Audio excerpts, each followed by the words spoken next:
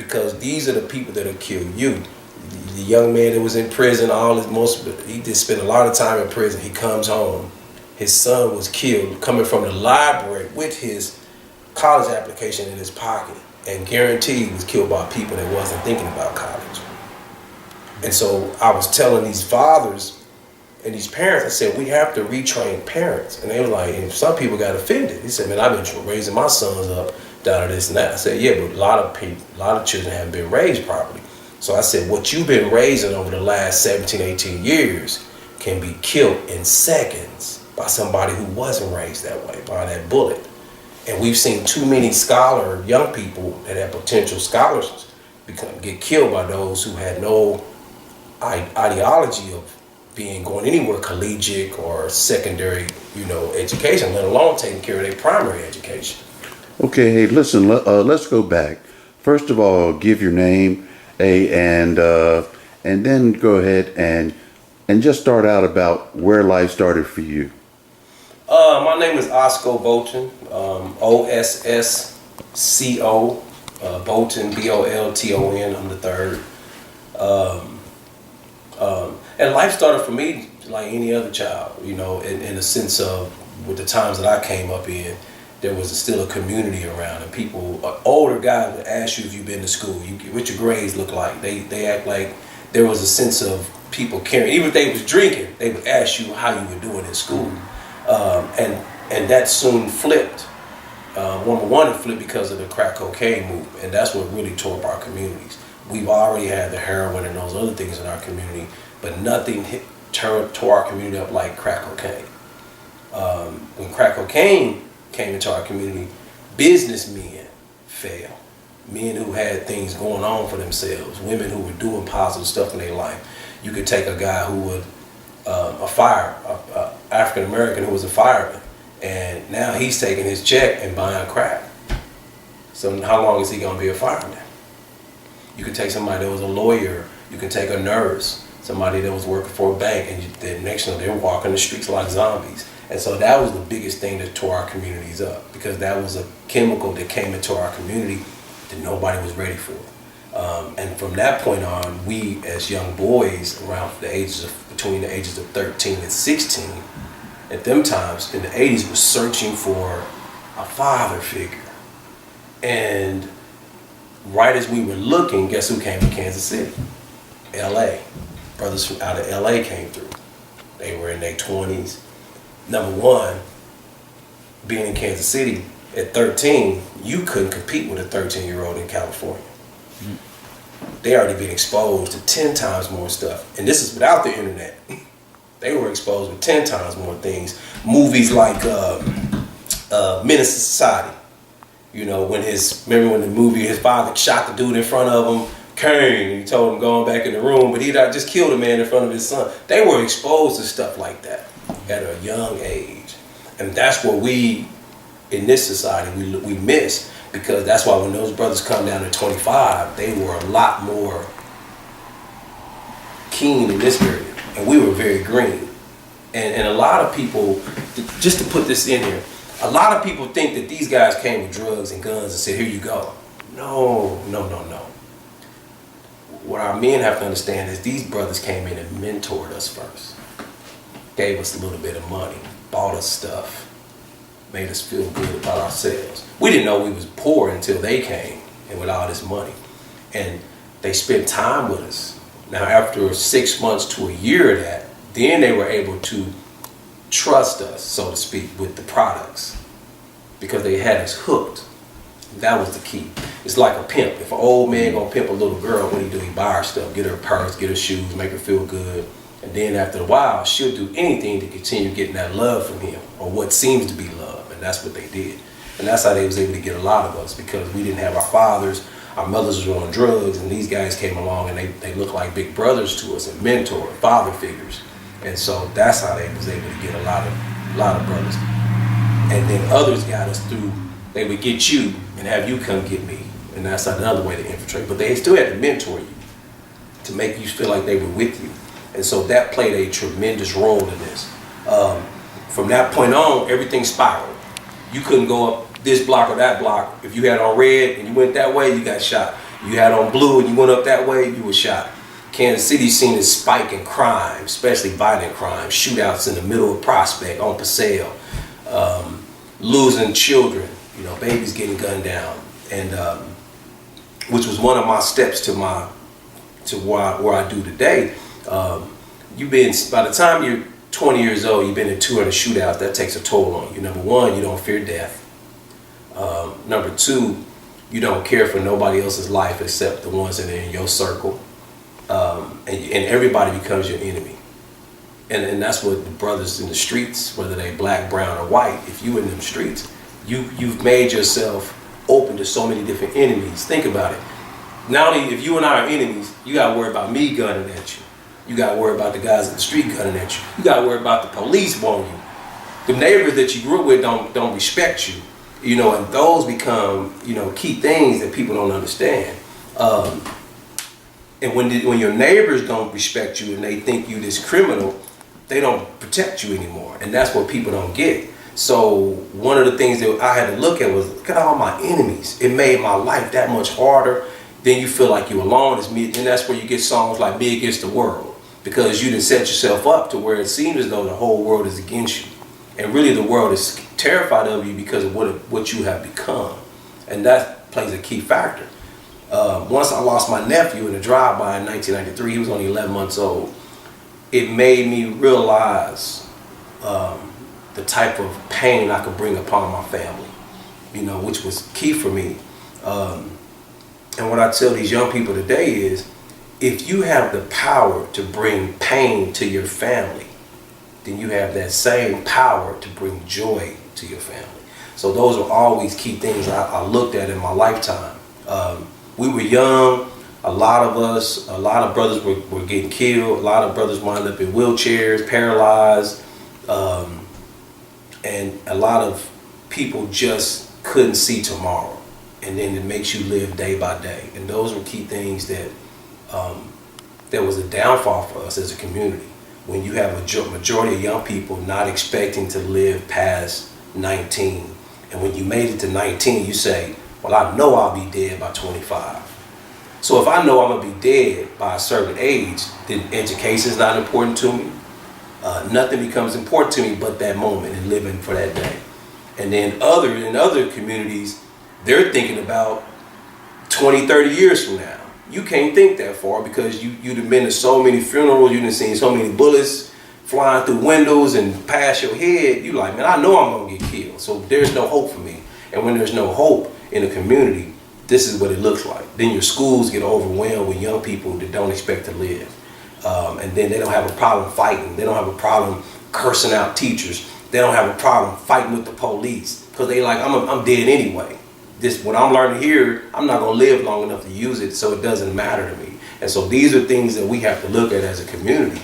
The beauty about it is those of us who come out of that mud and are able to flip it around, we come in and we build strong youth organizations because we take the same techniques that the LA gang leaders came in and recruit us. We use that same technique to recruit the young people to something positive. And that's how this operates. Because PhDs are not going to save our young people.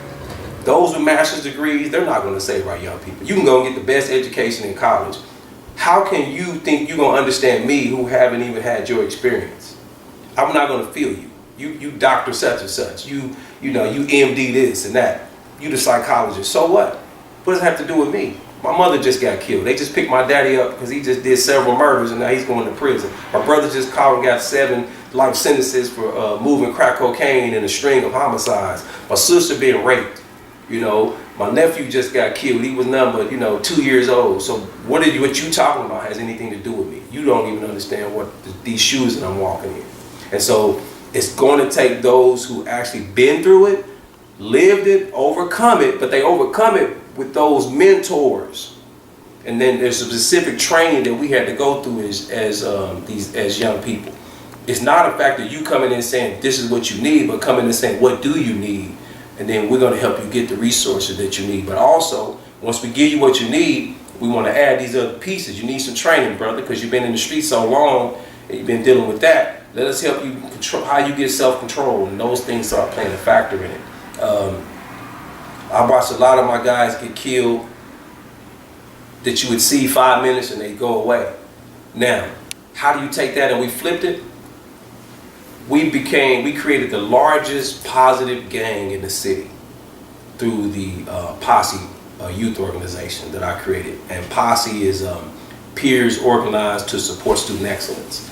And that means that we took 3 levels of leaders in the schools. We took academic leaders, we took athletic leadership, and then we took the grassroots leaders, which was like your knuckleheads, because they had leadership. But the target was always the knuckleheads. But you didn't want a group of young people that were just knuckleheads, because then they'd say, oh man, I know why I'm here, because I know him, he always in trouble, and she always in trouble. So they think that it's just a program dealing with them. But when they look around and say, wait a minute, he in here, I know he on the honor roll. Wait a minute, she over the spelling bee program, what is she doing here? Wait a minute. I said, no, I'm looking for leaders. All you guys are leaders. In some form or fashion, you lead. What that does, when you have your academic leaders, it makes your teachers support you, because they see that some of their positive students are in there. When you have athletic leadership, the coaches support it, because they see some of their boys in there learning to deal with their own behavior and mentality. And then two, you start learning this. Just because I make straight A's don't mean I don't have issues at home. I'm just this close to giving up every day, because my mama was on drugs and my father abandoned me too. But I just feel like this education can get me out of it. But guess what? Every day I'm this close to breaking. And that's the key thing about this. And so that's why we have to get them all together so they can see each other on one accord. And then here's what happens. The girl that's a nerd, that don't have any friends, these boys and girls over here that run the hallways, they watch their back now. They say, you know what, we all together, we're gonna work together, we got your back. So people that they never thought would ever support them is now supporting them. And then guess what? They turn around and support them and get their education. So that's why it's called peers organized to support student excellence. So how do you get yourself from this to becoming an excellent student, and a listener? Now, one of the other key things was, this young man been cursing out teachers all week. Are they still mad at him or not? They are mad at him. They don't care what program he can join. So now I got to take him and have him write a letter to his teachers, because he don't know how to speak verbally, so he wants to put it on paper, apologizing to a teacher that he threatened. And I had a situation where a teacher, she read the first 2 sentences and it just started crying. And the boy started crying. And it was like, she said, all I want to do is teach you. Because that's what they went to school to teach. They didn't know they was going to deal with all this madness though. So when the student says, I apologize, I'm ready to learn, it breaks everybody down. Now you just pop the pimple and push out all the poison in the dirt. And so once you do that, now you can start the mending process. And that's what starts to happen with the program and our young people. And you see them develop. And now you have a school that is looking at them as those young people. Now you start to bring them all in. And they get a chance to kind of deal with themselves. And that's the PowerPoint. So now what do? You do just like the military. You take them through a process. There's a breakdown session. We don't teach them nothing about leadership or life skills until we break them down. Because if you come in my group and you think your name is, I'm Pookie the dog, I'm T-Dog, I'm Low Dog, I can't teach Low Dog leadership. I can teach Tyrone Johnson, I can teach Paul Moore, but I can't teach Low Dog and the rest of that. I got to get that out of you. You wearing this mask. Now, you come from the old school like myself, where we had them old Band-Aids. Remember them Band-Aids when you put it on? You could just take that thing. Comes off. You pulling hair off and everything. My grandmother used to have to put warm water on them Band-Aids before she could pull them off. And so the mask works the same way. See, when you were younger, when the older people were younger, they had multiple masks they could put on. Your daddy around, you act a certain way. When your grandmother comes, you act another way. But when your boys are there, you got a different mask. Yo, what's up, y'all? What y'all doing, man? We gonna hang out? Chillin'. Your mama come out. What y'all doing? Oh, we talking about Jesus. You can change up because that's your mama. She don't play. Hey man, don't my mama see that. So, but the lifestyle in the streets became so rigorous and demanding that you kept that same mask on at school, in the streets, at home, and eventually it stuck to you and became part of your character. And what our job is to remove that mask and find the you up under it so that you can finally be yourself again, not the character you're playing. And I'll give you an example of this, and I tell this story. It's one that always makes people just look at life at a different angle. My little cousin, he was 8 years old, and he had on some Batman shoes. And you know how young people are when they wear some superhero anything. We think we that superhero. And you remember them old Jacks, not this new stuff. I mean them straight up Jacks. There was an old Lincoln, square body, jacked up. His ball rolls under the car. He crawls under the car to get it. We all start yelling, "Hey, get from under that car, what are you doing?" He get the ball, come out and dust off his knees and look at us like we crazy. I said, "Boy, that car could have crushed you. What are you doing?" He said, "Man, that car wasn't gonna hurt me. I got my Batman shoes on." I was like, oh my God. We just kind of laughed, but we like, boy, you and Batman finna get killed under that car. But it's the same way. Once I call myself Scarface, once I call myself T-Dog, Killer D, Killer T, I take on the character that I created.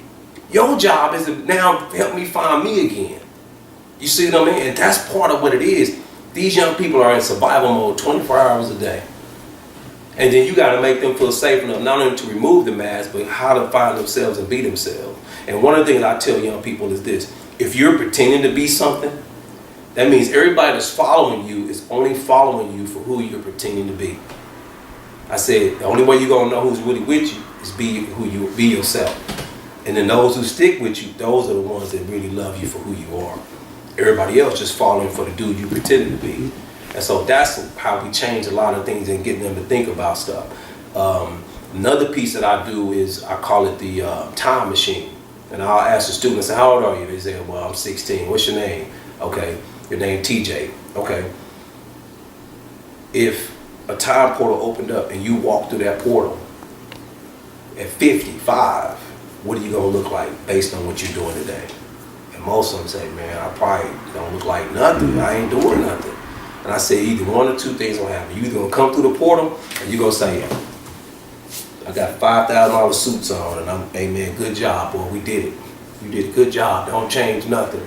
Or you going to come through that portal with one arm talking about, hey, yo, what's up, Pookie, give me $2 for this battery. And it's up to you. And they got to decide what you going to be. And I said inside of every young person, there's a 55-year-old man or 55-year-old woman begging you to get it right so they don't have to work double hard at 55. There's no reason for a 55-year-old to have to work 3 jobs to make all ends meet. Only because the young them didn't do what they were supposed to do. And I said, you're setting the stage for your future right now. And so we getting them to think. Because remember, why do people commit suicide? They're depressed right now. They feel hopeless right now. It's the now that kills most people. If you can get them to think beyond right now, they're going to make it. They can overcome anything. And so that's what we start doing. And we went from having 200 members at one school to 850 members throughout the school district. And it was a powerful thing to watch. And then what we started doing was I started getting police officers involved because it was important. And I tell people, if you have a community where police and teens have a relationship, you got a powerful community. Do you see that happening here? It's possible. And I see it happening here more so than in other places. I've pulled up on different blocks and seen police officers throwing footballs with the little ones. Mm-hmm. You don't see that everywhere. And it's happening, but those things do not get televised. Don't nobody report that. You know, you don't see that on, you know, you might find a couple of videos on YouTube. There's one where the officers pulled up and the guys were playing basketball and they started breakdancing. Oh, okay, right. Yeah, he tried to do a little windmill. Yeah, a friend of mine named Pete Adams, he did a documentary called Anatomy of a Drive-By Shooting. And basically what it did, it took just the inside of, from the beginning of what caused the drive-by to all the way through the drive-by process, and then how we felt after we did the drive-by. So it was a whole reenactment. You know, some of my family was involved with it and utilized that. And then you had somebody there from the Justice Department that actually did the interview with us to talk about what that looks like, our feelings about it, what would make us do it, and then how we feel after the fact. You know, and it was a lot of us, and they were saying that do we think we need help? And one of my guys said, I just think I just need to be left alone. I don't need nobody bothering me for real. You know, that's part of my problem, people bothering me. So that documentary was pretty powerful for us. It was a tool. Just when I look at it and see myself back then, like, man, because that was 1994. And I was just really making that transition again, like I said, when I met this gentleman, Pastor Thurman Mitchell. So it was the same transition. And then look at me today, fast forward, I've been all over the country, those type of things. So to see yourself where you was and how you really was in destructive mode, thinking that you were surviving, to turning into wanting to build. And I think once you become a builder, man, you are going to take things to a higher level, especially when you build you first. And I think that's the key. So like the things that you want to do with those ex-felons, when they build themselves up first, they'll build everything else. You don't even have to protect it. They'll protect it.